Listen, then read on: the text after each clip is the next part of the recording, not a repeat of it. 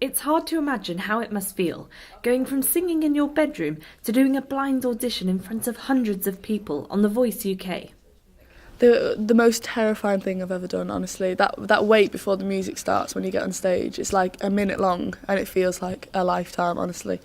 It was terrifying. And honestly, because Anna went before me, I was so happy for her, but that wait between her audition and mine, I was stressing out and building up my nerves even more, so probably wasn't the best I could have done, but at least it was good enough for Tom. Yeah, and what was that like when you saw him finally turn? I can't even remember it, that's so weird, but it was such a blur that just feels like a dream almost. And when he turned around, you can see on the YouTube video, I screamed so loud and like jumped in the air, was pacing around. It was amazing, honestly. It's fair to say that Eliza is a pretty big fan of Sir Tom Jones.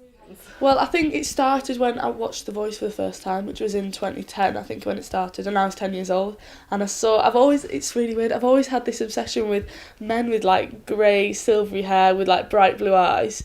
I had a thing for Paul Hollywood as well, and then obviously I saw Tom Jones on The Voice, and I was like, oh my goodness, Mum, Dad, I love him.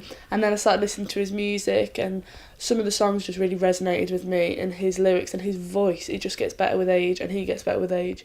Apart from the Tom Jones appeal, why did Eliza pick The Voice over other talent shows?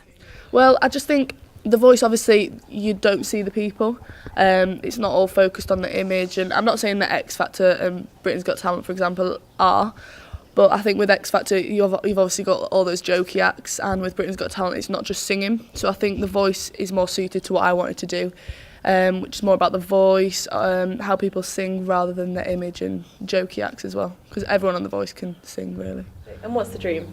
Well, I really, really want to work in the music industry, whatever it is, producing, working for a label, writing songs, selling my songs to people, whatever it is. I want to do that when I'm a bit younger, for as long as possible, and obviously performing as much as I can as well.